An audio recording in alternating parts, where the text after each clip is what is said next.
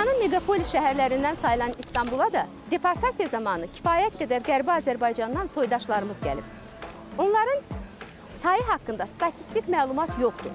Lakin illərdir ki, Qərbi Azərbaycandan gələn soydaşlarımız birgə problemlərini həll edir və planlar qururlar. İndi isə onlar Qərbi Azərbaycana qayıdış konsepsiyasını müzakirə edirlər. Ucu bucağı görünməyən İstanbulda bizə Metin Yıldırım bələdçilik edir.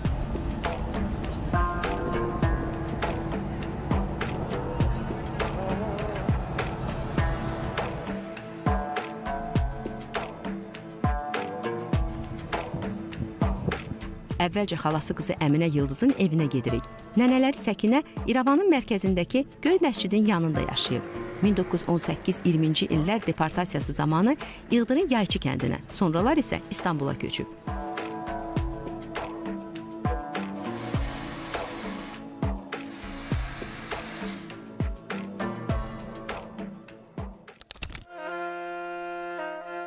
Rahmetli Rüstem dedemiz var. Bakmış ki kızlar büyüyor. Orada Ermeniler ya elinden alacaklar, Ermeniler zarar verecekler. Dolayısıyla bu zararı önlemek için varın yoğun orada evini bırakmış, gelmiş. Bu tahminen neçənci ildə olub böyle? Bu tahminen 1900'lü yıllarda oluyor bu olaylar. Günün belli saatlerinde biz radyodan Azerbaycan mahnılarını, muğamlarını dinlerdik. Rahmetli ninem nasıl, evet. Onu sen anlat abla, nasıl duygulanırdı, anlatırdı değil mi? O segahı dinlerken. O zaman yaşlıydı nenem, biz de çocukduk.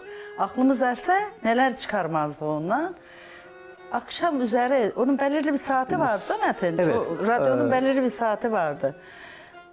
İşte karıştırırken yakalardık. Biz dinlemek istemezdik. Anlamadığımız, hani dil anlamıyoruz. O segah, uzun hava hoşumuza gitmezdi.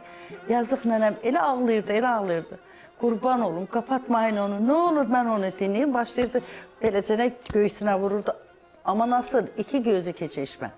Nene niye ağlıyorsan? Deyirdi, orada benim canım kaldı, evim kaldı, malım kaldı, yurdum kaldı. Bunlar Metin de dediği gibi dedemiz, Rüstem dedemiz bizim nenemizden işte halamızı kaçırır oradan. Yani deyir ki Ermeniler her gün sarkıntılık yapırlar, etmedikleri yani rezillik yok. Gene nenem rahmetli anladı. O zaman şimdi gelecekler, orada var, eşyaları vardı işte kendilerine göre. Her şey deyir oraya bıraktık ama deyir 2 tane semaverimiz vardı onu deyir. O zaman çok değerli. Ondan da deyir içine şey doldurduk. Hani o zaman para yokmuş herhalde, geçmiyormuş, altın deyir doldurduk. Tam deyir çıkacak. Onlar da o zaman babaya dede deyirdiler. Deyir dedem geldi dedi, ne yaparsınız onları, koyun onları. Canımızı zor kurtaracak, onları götüremezsiniz. Hele ölene kadar deyirdi, o semavarlarımı göresen kim aldı ay Allah. Gelir ağlayırdı, deyirdi ki evimiz Göy məscidin yanındadır. Metin oraya bir gidebilsek, o nenemin hasretini oraya bir götürebilsek. Şimdi aynı şeyi vallahi ben söyleyecektim. Vallahi billahi yani o nenem yazık anladırdı ama gör. Şimdi ben de duygulandım. Evet. Yani evet. Göy məscid, evimiz, semaverimiz ve oradan gelende Ermenilerin bunlara çok yaptıkları zulüm. Metin de bilir, nenem zeytindən qorxardı. Bildiğimiz, yediğimiz zeytindən qorxardı. Ama o zeytindən hikayesi neydi? Deyirdi, Ermeniler bize qara bir şey atırlar, qara bir şey verirler. Bilmirəm, artık nedir o, onu anlamadım. O çocukluğunda yaşadığı, evet Ermenilerin yaşattığı evet. O korku belleklerine bir defa sinmişti yani. Kadın zeytin gördüğü zaman baygınlık geçiriyordu ya. Bildiğimiz bir evet, zeytine. Onunla ilgili demek ki bir şey yaşanmış ama. Elini dokunduruyordu zeytine. Bizim dayımızın oğlu biraz yaramazdı. Getirip derdi nenəsə hediye aldım. Zeytin eline koyanda bayılıp gelirdi, korkuldu. Yengem de çok kızardı. Yapma derdi, günahtı, yazıktı. Orada ne yaşamış? O zeytinle ilgili ne yaşamış? Zeytine benzer bir şey mi varmış? Evet, yani zeytin değil de zeytine benzer bir şey mi varmış? Bunlara nasıl bir zulüm etmişler? Nasıl bir eziyet etmişler? Nasıl bir... Nenemin gözünün bir tanesinde şey vardı.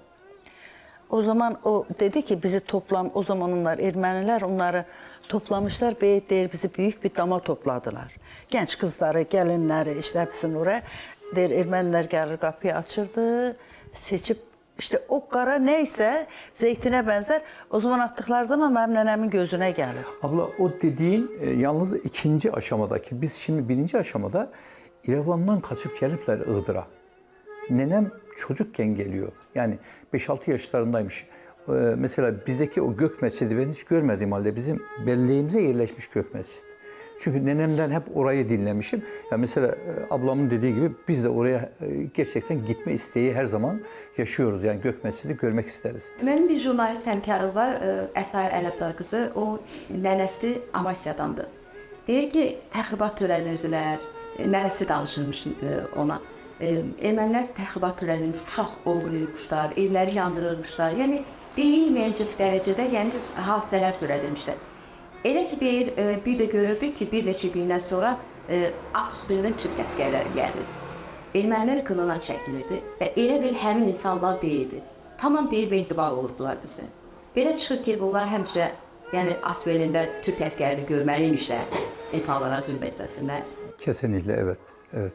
Onlar mazlum gördüğü zaman saldırıya geçiyorlar ama sizi güçlü gördükleri zaman çekilir kenarda otururlar. Eminə Yıldız nənəsindən, anasından eşitdiklərini qızı Ahuya danışıb. Ahu görmədiyi, getmədiyi dədə-baba yurtlarına qarşı heç də biganə deyil. Orada var olmasak da yaşamasak da sonuçta kan diye, genetik diye bir gerçek var maalesef. Yani hani bunu vücudumuzdan hani hissedebilmemek mümkün değil, fark etmemek mümkün değil. Siz səhv eləmirəmsə ananıza söz vermişsiniz ki, aparacaqsınız onu. Evet öyle. Hep söylüyordum. İnşallah bir gün kısmet olursa çok isteriz tabii ki. Sonuçta büyük anneannesi kadın hep sürekli anneme anlatıyordu. Bakıyormuş, sürekli bakıyormuş, ağlıyormuş, bakıyormuş, ağlıyormuş. Hani hep bir gideceğim, gitme. Hatta bir anahtar diyordum böyle evime gideceğim, tekrar kapımı açacağım, içeriye gireceğim. Hep böyle bir düşüncelerle. Yaş ilerledikçe o yaşananları daha çok hissediyoruz. Gençken kafan herhalde havada oluyor. Yani onları düşünemiyorsun değil mi Metin'ciğim? Ama yaş ilerledikçe onların hissettiklerini daha derin hissedip daha çok acı çekiyorsun.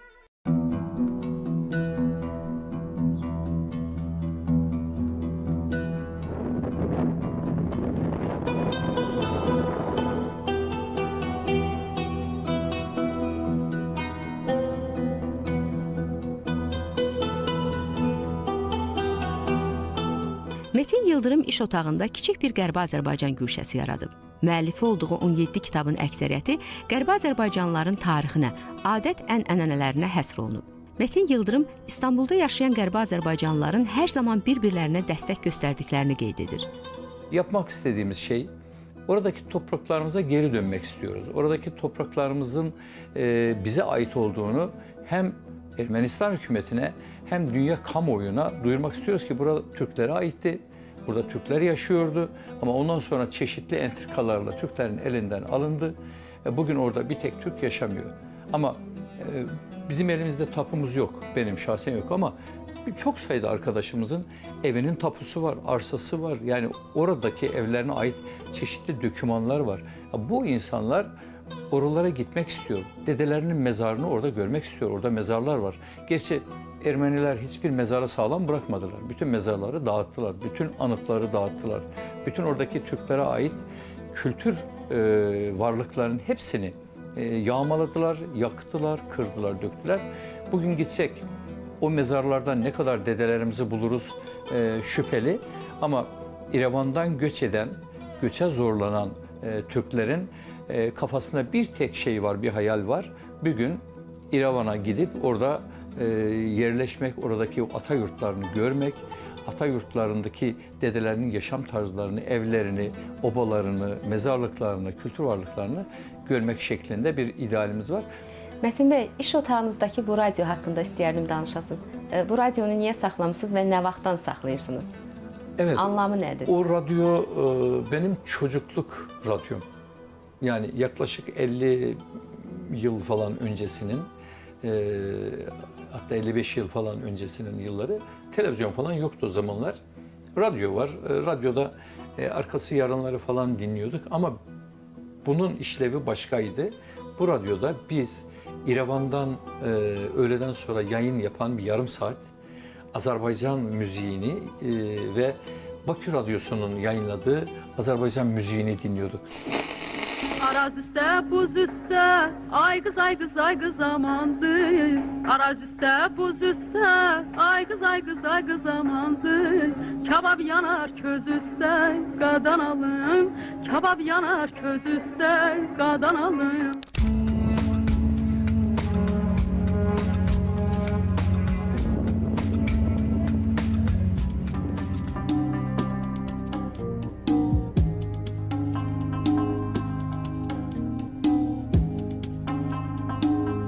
Zəngəzur dəhlizi Iğdırda, Qarsda, bir sözlə Türkiyədə yaşayan və Qərbi Azərbaycandan olan soydaşlarımız üçün də çox önəmlidir. Çünki bu dəhlizdən avtomagistralın və dəmir yolunun çəkilməsi Azərbaycanı özünün bir parçası olan Naxçıvanla əlaqələndirəcək. Eləcə də Azərbaycan Türkiyə ilə birbaşa quru nəqliyyatına malik olacaq və o zaman Türkiyəyə pənah gətirən soydaşlarımız öz doğma yurtlarına rahat gedib gələcək və ya həmişəlik o yerlərə dönəcəklər.